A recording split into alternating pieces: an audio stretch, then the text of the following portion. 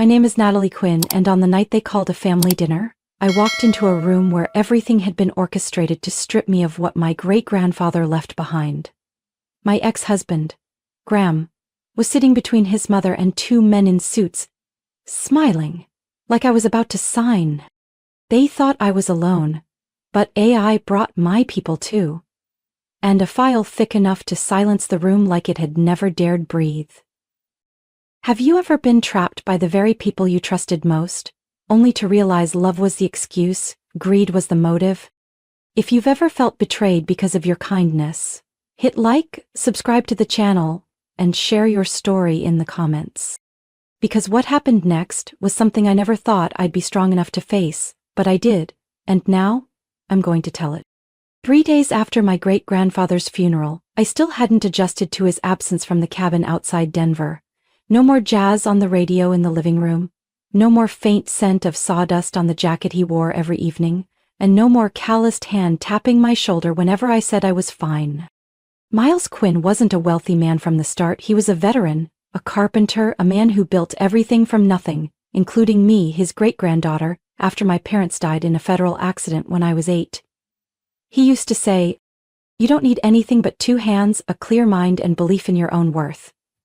I thought I understood that, but it wasn't until he passed that I realized I wasn't ready for what he'd left behind. That morning, I went to the lawyer's office as scheduled. The small building sat in an aging business strip downtown. Didn't look like the kind of place that handled million-dollar matters, but the wooden sign out front read, "Joseph Halpern, attorney at law since 1978. Enough to know my great-grandfather had trusted him for a long time. I stepped into the office, still wearing the scarf that carried traces of the funeral. Mr. Halpern adjusted his glasses and stood to greet me, with a voice that was deep and dry but somehow warm. "Natalie, I'm truly sorry for your loss, but your grandfather left behind some matters that can't wait." Somewhere deep inside, I had a sense something wasn't quite ordinary. Even in his final days, my grandfather had carried a strange serenity, not sadness. Just eyes that sometimes seemed to be calculating something bigger than the time he had left. Mr. Halpern opened a drawer and pulled out a thick yellow envelope sealed with red wax. On the front, in my grandfather's handwriting, "Only open in Natalie's presence." My hands trembled slightly as he placed it in front of me. The scent of old paper mixed with something almost sacred made me hold my breath as I broke the seal. Inside were a 3-page handwritten letter, a notarized will complete with certification, a summary of assets, land in Aspen, the old house in Denver, 62% ownership in Quinn Timber Works, savings and investment accounts estimated at more than $3.6 million. And finally, a small bronze key, unlabeled. I couldn't speak. Mr. Halpern let the silence linger a few moments before gently saying, "Your grandfather left everything to you, Natalie. All of it. No splits, no proxies, no conditions." I looked up, my mouth dry. "But what about my aunt and uncle? And their kids?" He shook his head and slid the letter closer to me. He thought it through, and he made it very clear in his letter. I opened the letter. His handwriting appeared before me like his voice echoing in my mind. "To Natalie, the only granddaughter who ever sat through hours of my stories just because she loved hearing me talk about a crooked nail or a dull saw. If you're reading this, it means I'm gone. But don't cry. I've lived fully. I just regret not seeing you keep building. I didn't leave everything to you because I believe you'll spend it wisely. I did it because I know you understand what every dollar and every brick means. You never asked me how much I had. You asked what I started with. I know some people won't be happy. Some may try to convince you they deserve something too. They might use kind words, or the law. Don't panic. Let them show who they really are. Then strike back." I clutched the letter, feeling like he was still there, right beside me, not to shield me, but to remind me. True value doesn't need protection. It stands on its own. I turned to Mr. Halpern, voice still hoarse. "My grandfather planned all of this, didn't he? And if you want to know more, that key opens a safe deposit box at Community Bank number 72 in Aurora. I'm allowed to tell you this. What's inside isn't just financial documents. It's what he believed would help you see who's real and who isn't. Sure, here's a smoother and more natural revision. I didn't know whether to be afraid or relieved. But one thing was clear. I wasn't signing a single thing. No one was going to interfere. And I wasn't letting anyone make decisions in his name or mine. That night I came home late. Something about the kitchen felt different. Too quiet, too tidy. Graham was sitting at the dining table, holding a glass of red wine, the light catching on a new watch I'd never seen before. "You're back?" He looked up, smiling. "Everything okay?" I set my bag down, still gripping the unopened file from the lawyer's office. But he stood up, walked over, voice almost excited. "Was it inheritance stuff? Why did the lawyer call you in?" And I hesitated. He left me everything. The house, the land, company shares, savings accounts. Around $3.5 million. Graham blinked once, then smiled. Faster than I expected. "Wow, so you're officially a millionaire now." It sounded like a joke, but the gleam in his eyes wasn't subtle. "Do you have the paperwork? We should file with finance soon. Maybe there's a tax advantage." I looked him straight in the eye. "Are we?" Graham laughed, set his wine down, and stepped closer. "I mean, we're husband and wife, Natalie. We plan the future together. You don't have to carry it all alone." "Need my help? I'm great with asset reporting." I gave a faint smile, didn't respond, but inside something stirred. In 7 years together, Graham had never asked that many details about my finances. When I received my first project bonus from last year's interior design contract, he said, "That's awesome, babe," then changed the subject to booking flights to Maine. When I mentioned saving up to fix the roof, he nodded, and never brought it up again. But this time was different. He didn't ask how I felt after the funeral, didn't ask what my grandfather had said. He asked, "Where's the money? And want help filing?" I went upstairs, opened my laptop to check a few things, and instantly spotted something wrong. The joint account we used for credit card payments and home repairs had a dangerously low balance.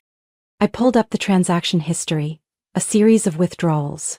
One for $6,200 to Seed Cloud Exchange, a name that sounded suspiciously like a cryptocurrency investment platform. Another for $3,800, transferred into Graham's personal account, with no description. I texted him directly. "What were those recent withdrawals from our joint account for?" Not even a minute later, Graham replied. "Just moved some funds temporarily to handle a few urgent investments. I'll put it back soon, don't worry." I typed, "That was the money for fixing the roof. We agreed on this." There was a pause before he replied. But when I walked downstairs, he was already sitting there, trying to mask his irritation. "You don't trust me. Business is about seizing opportunities. You're always so scared of risk. That's why you're behind everyone else." Graham had said those exact words 3 years ago when he used our savings to secure a plot of land in a joint deal with an old college friend, and ended up losing nearly $10,000. I thought it was a mistake back then, but this time, it wasn't just poor judgment. I called an old friend of mine who's a financial advisor and asked if she knew anyone who specialized in handling unauthorized asset transfers within marriage. She didn't hesitate. "Yes, Cynthia Myers.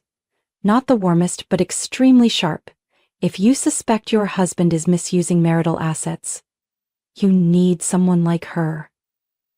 Now, the next day, I met Cynthia at a quiet cafe on the west side of the city. A woman in her early 50s, her hair neatly pinned back, eyes sharp like they could read your thoughts. "I reviewed the preliminary documents you emailed. Natalie, if these transactions are accurate, your husband is using the guise of family finances to reroute funds for personal use. No consultation, no written consent. That's a violation." I handed her my great-grandfather's letter and the estate summary. She looked through them silently for a moment, then said, "I worked a similar case 8 years ago. Husband secretly mortgaged the home his wife inherited, then lost everything in a failed investment. You're lucky you came early. We'll start with the prenup, joint accounts, and track the other party's spending purpose." I held the coffee cup a little tighter. For the first time, I felt like I was taking back control, not through anger, but through clarity. I used to believe love was trust, but I was starting to learn love can't be an excuse for hiding the truth. Graham could say things that sounded like love, but his actions were telling a completely different story. I went to the bank on a cold, gray Tuesday morning, with the Denver sky coated in a thin layer of rust-scented dust. The small bronze key my great-grandfather left sat in my palm, heavier than any metal I'd ever held. It didn't just unlock a steel door. It opened a vault of memories, truths, and something I wasn't ready to name. The bank's safety deposit vault was in the basement. A staff member led me down, asked me to verify my identity and customer code 3 times, then took me to box number 304B. This box was leased by Mr. Miles Quinn for over 25 years, she said. Hardly anyone ever accessed it unless he came in person. He always unlocked it himself. I waited for her to leave before inserting the key. The lock clicked, heavy and deliberate. Inside, there weren't stacks of cash or gold bars like in the movies. There was an old wooden box, a few weathered leather envelopes, and a USB drive in a black velvet pouch with my name embroidered, Natalie. I took everything home. When I placed the wooden box on the kitchen table, Luna, my golden retriever, lifted her head, then laid it back down, like even she sensed today would be longer than usual. Inside were financial folders, handwritten notes, and one item that made my blood run cold. An audio recording stored on a small recorder labeled Garage Call, March. I plugged in headphones and pressed play. Graham's voice came through, clear but slightly echoey, like it was recorded in an empty room. If she signs we're good, we list everything in 2 months. The Aspen house will go quickly, especially if we break up the lot. The old man's wood furniture can sell at auction. There's already interest from someone in the antique circle. And if she doesn't sign? She will, trust me. Natalie's too emotional, doesn't know how to hold on to assets. I just need to steer the conversation at the right moment. I yanked the headphones out, couldn't even finish the rest. My whole body flushed like boiling water had been poured over me. Graham didn't know about the inheritance. He'd planned to strip it from me before I even saw the will, and more importantly, he wasn't surprised when I said I was the heir. He already knew, all along. I opened another file, labeled with a paper clip. Whitlow Land Dispute, 1997. Inside was a copy of a 2-year court battle between my grandfather's timber company and Graham's family business, Whitlow Forestry, Inc. The conflict: disputed logging rights on buffer land between 2 northern aspen forests. The last page had my grandfather's handwriting in blue ink. Don't push the lawsuit. They've got court insiders. But Miles, don't forget, they're not doing this for trees. They're doing it for land, for money. And if one day they come back through your granddaughter's circle, I could barely believe my eyes. Since marrying Graham, his family had never mentioned past conflicts with mine. They were distant, sure, but not openly hostile. Now I thought back. All those silent dinners with his mother, Joan. All the vague probing questions. Your great-grandfather must have left behind a lot to think about, huh? Old properties can be hard to manage, Natalie. Sometimes it's better to share. At the time, I thought she was trying to connect. But now, every word took on a completely different meaning. I opened the last folder. A leather envelope with a string tie. Inside was a birth certificate for Graham Elijah Whitlow. The mother's name: Samantha Delray, not Joan Whitlow as I had always been told. I sat frozen.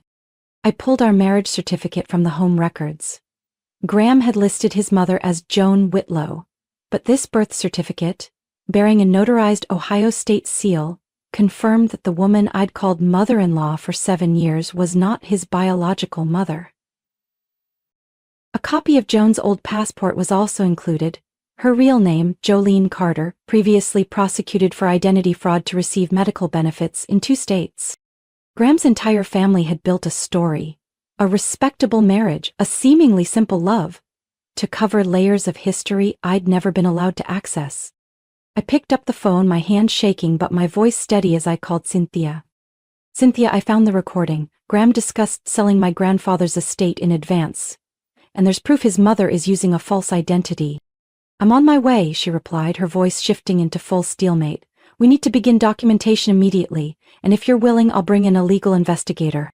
Doubt was gone, so was every excuse I used to protect them. I saw the truth, and I wasn't looking away anymore. I picked up the USB in the velvet pouch, the one thing I hadn't opened yet, and walked upstairs, my mind starting to assemble the scattered pieces, the comments, the looks, the harmless details that weren't harmless at all. They were the living proof of a scheme I'd never dared to imagine, but had always been unfolding inside my own home.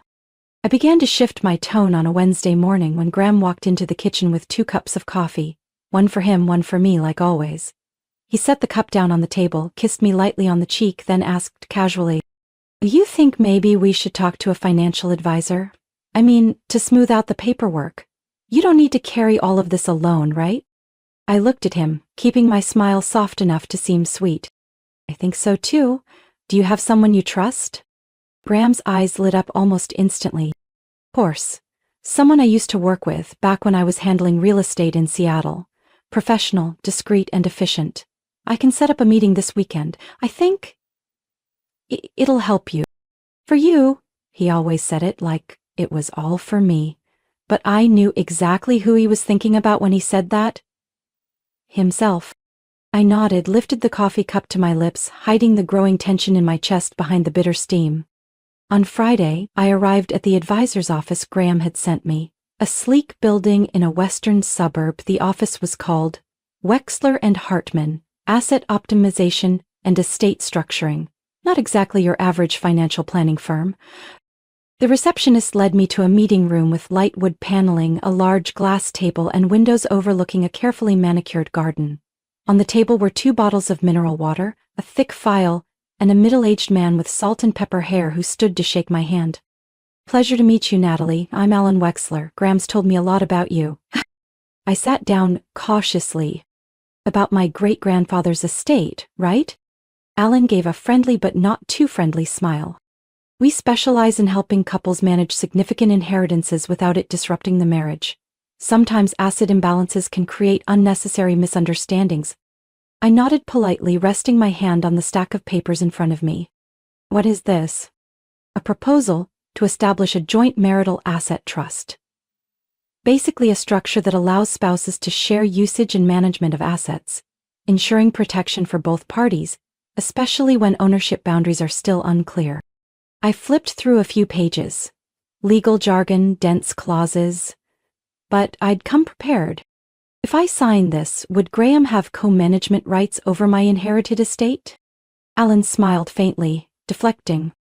"Just legal oversight. You'd still be the primary decision-maker, but it's much smoother when both signatures are available for managing large-scale assets." I looked at him, kept my voice gentle. "So that means to sell the Aspen house, only 2 signatures are needed?" Alan leaned back, fingers interlaced. "Exactly, and I'm sure Graham wouldn't move forward without your full agreement. I'll need time to review this if that's all right. I'm not used to reading contracts this complex." Alan responded immediately. "Of course, take it home. But I recommend discussing it with Graham soon. There are a few high-potential investments on the table right now. Timing is key." I took the file, stood, shook his hand again, careful not to reveal anything beyond what looked like good faith. But in my mind, every word, every dodge, was slotting neatly into a growing case file. That night, Graham made lemon chicken breast, the dish I'd once complimented early in our relationship. The dining lights were dimmed just enough, soft jazz playing from the Bluetooth speaker.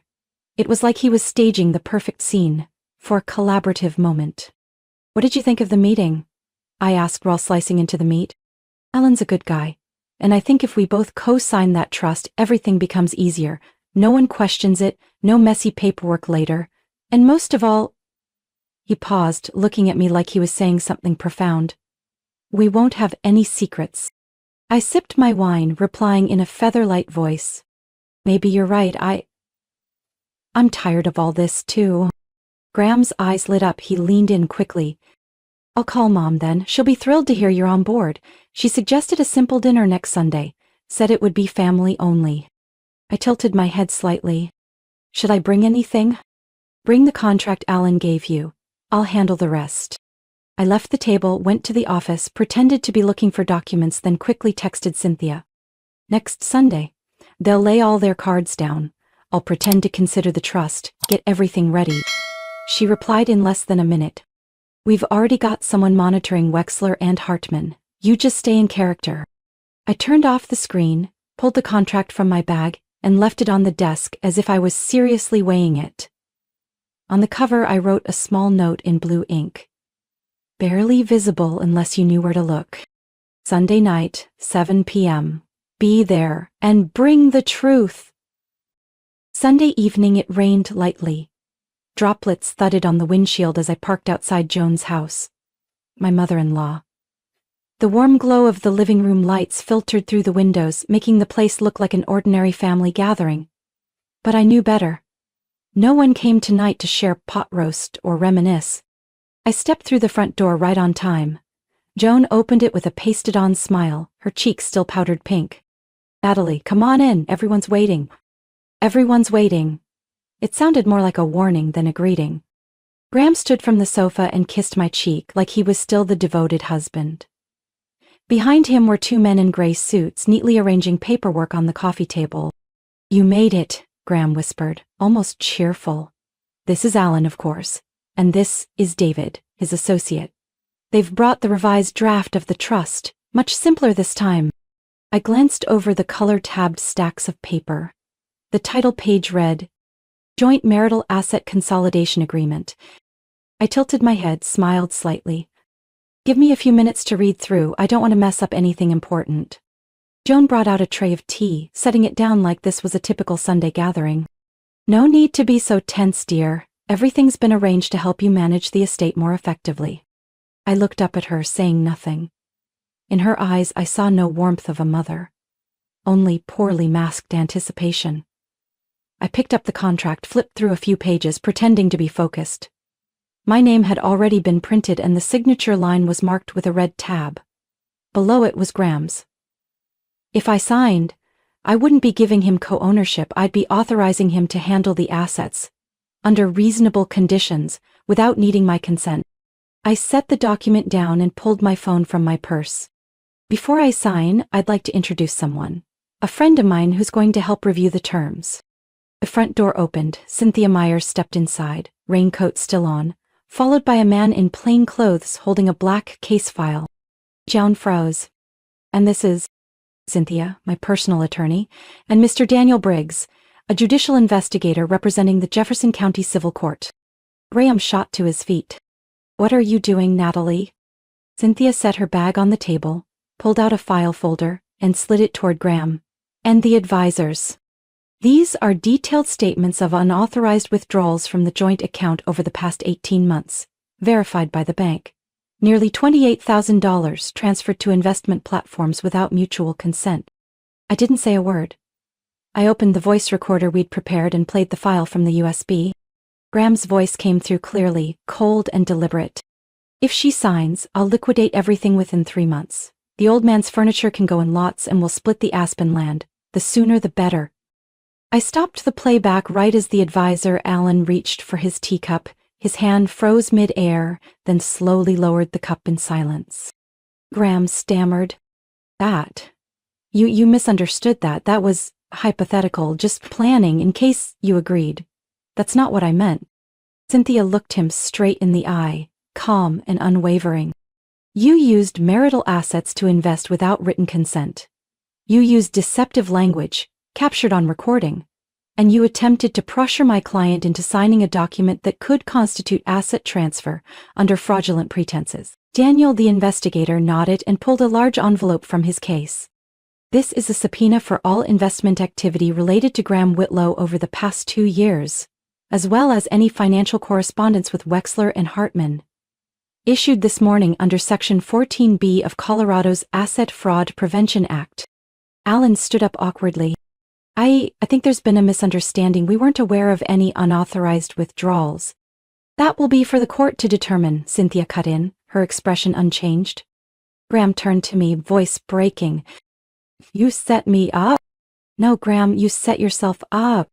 Joan froze in the middle of the room, the tray still suspended in her hands. I turned to her, gently but firmly.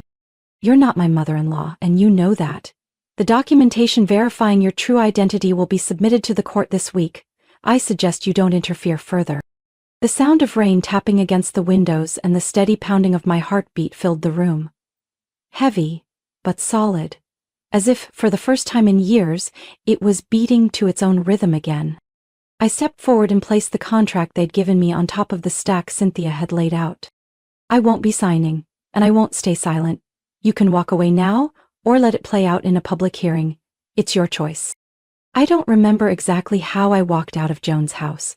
I only know that when the door shut behind me, the rain was still falling on my car roof, and what I felt wasn't anger or pain, but a kind of silence that reached deep. I sat in the car for a long time, letting the cold fog the windshield. Luna, my golden retriever, lay quietly in the back seat, lifting her head when I sighed, as if she too sensed this wasn't just a moment of rage, but the collapse of an entire life I had once tried to build. Right there in that living room, I had handed Cynthia another piece of evidence, a copy of a forged transfer form bearing my name, signed by Graham, diverting funds from our roof repair savings into an untraceable crypto platform. The transaction had been made from his personal device while I was attending a design seminar in Chicago, over 1,000 miles from home. The question I had quietly carried for 2 years, why hasn't the roof been fixed when we already saved up for it, finally had a clear answer. I had also submitted documents proving that Joan, the woman I had called my mother-in-law, was in fact named Jolene Carter, previously investigated in the state of Arizona for real estate fraud and identity theft to exploit insurance contracts. She had changed her name, moved to Colorado, and legitimized her new identity by marrying Graham's father, after his memory had begun to deteriorate. I had believed she was cold but within bounds. Turns out she was the first link in a chain of deception in which I was merely the final target. I didn't return home after that. I drove to an old studio apartment on the east side of the city, where I had lived when I first started teaching at the design academy. The landlady, Mrs. Evelyn, still remembered me. As I paused at the door, holding the keys she'd just handed back, she looked at me for a moment and said, "You look like someone who's lived long enough to know when silence is the right choice." I nodded, thanked her, and stepped into the small room. Barely 400 square feet, but bright and clean. A few of my old woodworking manuals still sat on the shelf.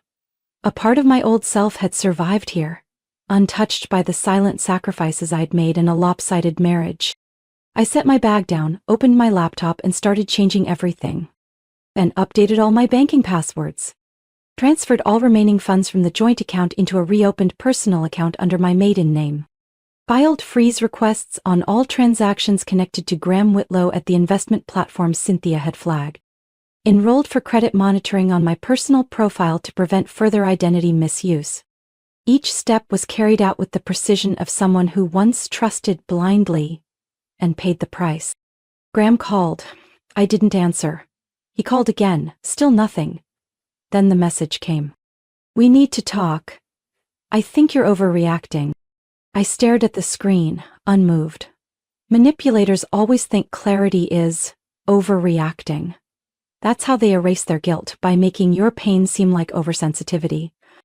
I took a screenshot and sent it to Cynthia. She replied almost instantly. "Save every message. We can use them to demonstrate emotional pressure following the asset misuse allegations."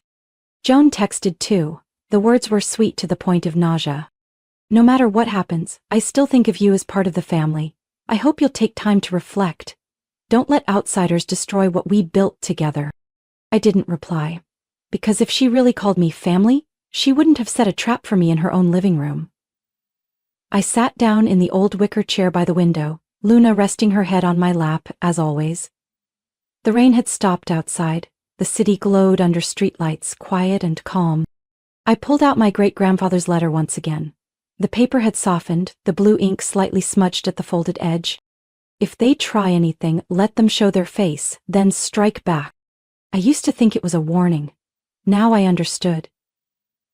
It was his real will, not about money but about clarity. He hadn't left the estate to me because I was the closest. He left it because I was the only one who would see it through. And never let kindness be mistaken for weakness.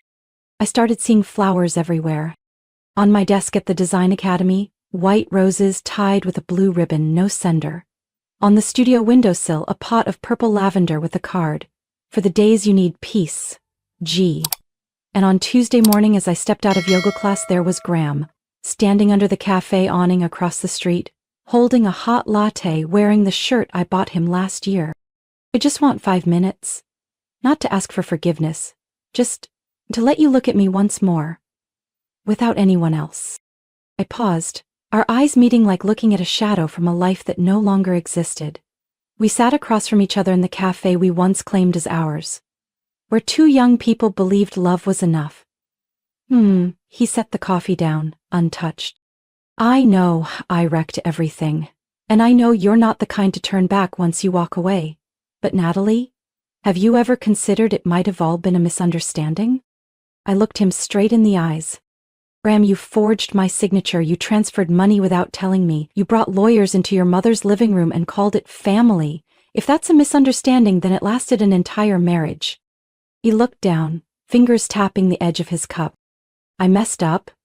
I tried to fix it, but some things weren't what you think." I waited. "The baby. It wasn't from a relationship, it was a mistake. I only slept with her once. She said she was protected. I didn't know. I wasn't trying to hide it. I just didn't know how to say it." I let him sink in his own excuses, like a man trying to cross a frozen lake already cracking beneath him. "And about the baby's name. I know you wouldn't like it, but I just wanted to keep a part of you. You used to tutor her. You helped her pass her finals." My chest tightened. I could feel my pulse pounding in my ears, but my voice remained steady. "You named your child after me? Middle name?" "Nathaniel." I clenched my fingers around the lukewarm tea, not because of the child, but because of how Graham twisted everything into a performance of false virtue. As if using my name to anchor the consequences of betrayal was some kind of tribute. "And now what do you want?" "Just a chance to make things right. You can keep everything. I won't touch the assets. I just hope you'll reconsider going public. The baby isn't to blame. She shouldn't be affected by what happened between us." I let out a quiet laugh, then stood, grabbed my bag and looked at him one last time. "I'll be filing for divorce tomorrow morning. All assets will be frozen by court order. Any contact from you directly or through anyone else will be handled by my attorney." Graham jumped up. "Natalie, please. We had 7 years together." "You don't get it. For 7 years I thought I had a husband. Turns out, I was just the wife of an investment plan." The next morning I sat in Cynthia's office, signing page after page of divorce papers. The overhead light reflected off the sheets like it was peeling back every promise ever made. "Are you ready?" Cynthia asked, eyes still on the documents. "I don't know what ready means anymore, but I know I'm not going back." She signed the confirmation. "Good. I'll file it before 10. Starting today, all accounts, properties, and ownership tied to Graham are legally excluded from any claim." I signed the final page, feeling like I was closing a contract I never should have entered to begin with. I returned to the family house on a spring morning when the snow had finally melted and the maple trees out front were sprouting new buds. The wooden door creaked as I turned the key, but this time, no fear or confusion waited behind it. I stepped into the old living room where my great-grandfather used to sit every morning with his coffee and the AM radio. The faint scent of sawdust still clung to the floors. In the left-hand corner, the woodworking tools he left were still tucked into their wooden drawer. Handsaw, planer, chisel, and a ruler engraved with steel ink. M. Quinn. 3 months after the divorce hearing, I officially launched the Miles Grant Fund, a memorial fund in my great-grandfather's name. I used $75,000, legally recognized as my separate asset, to start the fund and set up its first office in that very house.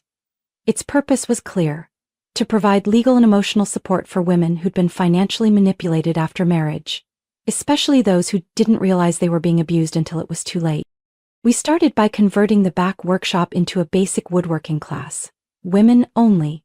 No experience needed, no explanation required. As long as they wanted to learn how to hold a saw and stand on their own 2 feet. I didn't expect 12 sign-ups for the first class. A silver-haired woman named Eleanor, a retired banker. shared that her ex-husband had coerced her into signing over property by threatening to just sell it off anyway. A young woman named Marissa, only 24, had fled a relationship with a boyfriend 10 years older who demanded all her passwords and blocked every unnecessary contact.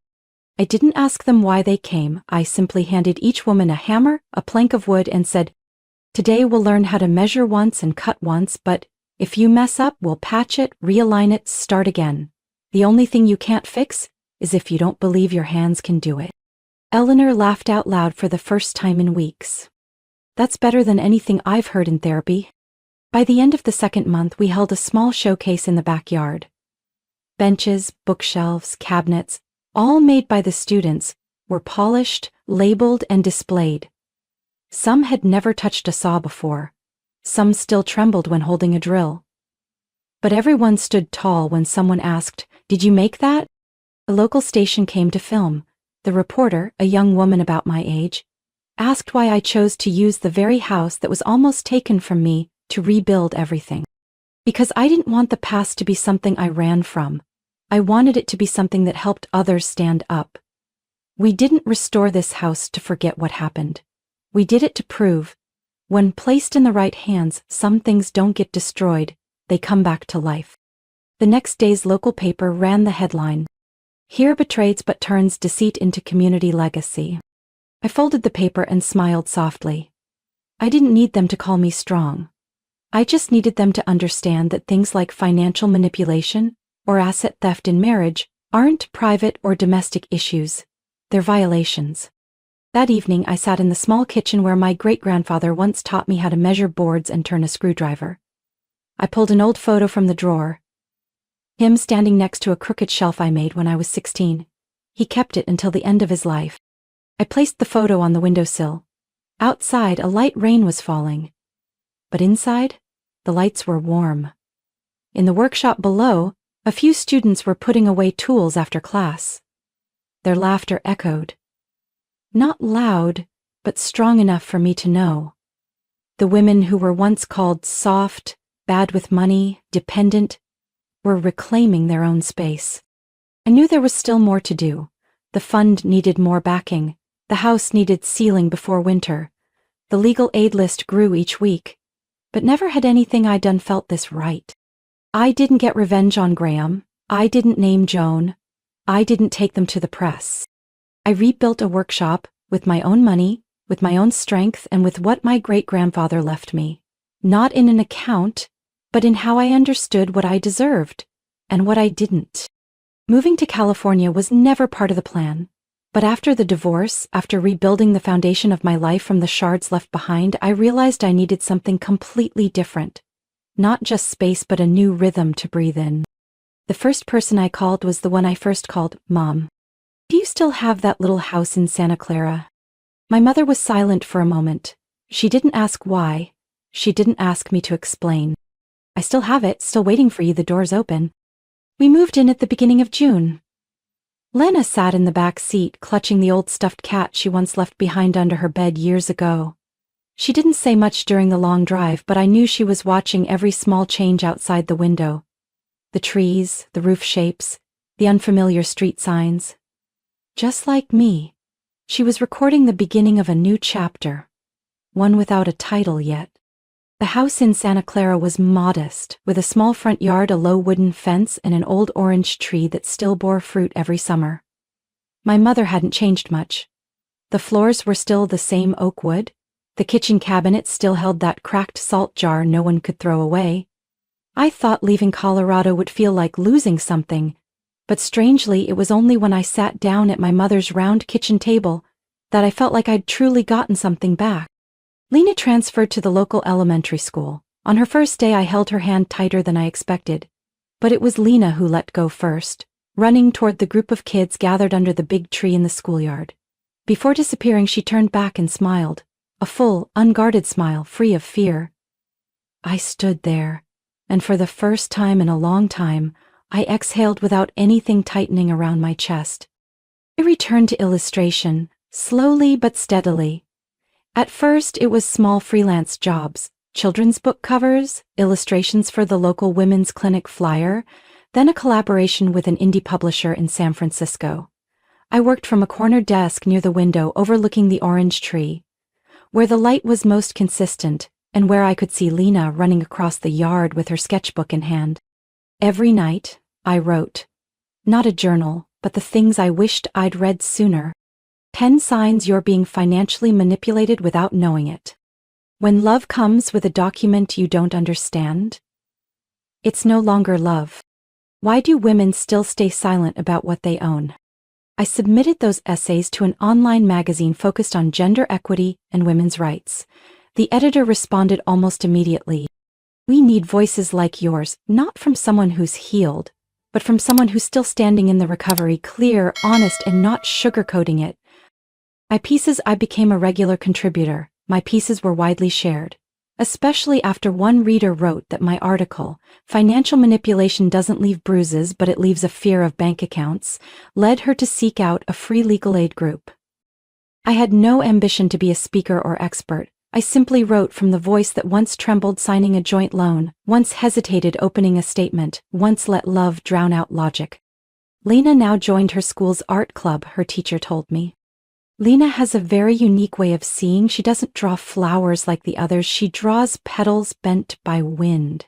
And she always draws the tree's shadow behind it, very nuanced. I thanked her, a bittersweet feeling swelling in my chest. My daughter had learned how to see light and shadow within the same frame, something that took me decades to understand.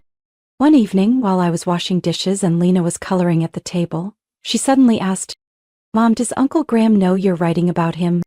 "No, I'm not writing to name anyone." "Then why are you writing?" I stroked her hair and answered softly, "So that if a woman out there hesitates to question a piece of paper she's told to sign, she'll know someone else went through that too, and stopped in time." Lena nodded, then turned back to her drawing. Her paper showed a wooden fence with a gate that opened into a garden behind it. In the center was a woman in a wide-brimmed hat, watering plants. Above her, in pencil, Lena had written, "Mom chose to stay with herself."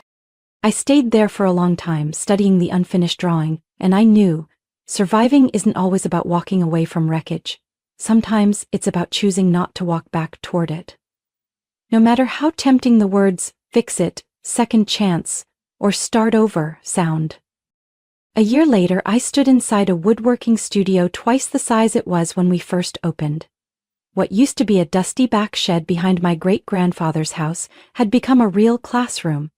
Grouped workbenches, sunlight pouring through spotless windows, and tool racks lining the walls. Handsaws, chisels, cordless drills, and laser levels. I held a smooth piece of pine with a laser-engraved phrase across the surface. "Don't fight for what they want to steal. Build what they can't even understand." That was what I told myself the night I left the house I shared with Graham. Now it was the motto printed on every new student's welcome notebook.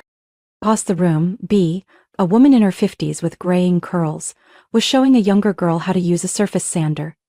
B had spent nearly 20 years as a wife without access to any bank account. Now she was a lead assistant, certified, and even designing her first furniture set for a neighborhood cafe. Sofia, a single mother from Honduras, was carefully measuring wood angles with an L square, muttering to herself in Spanish.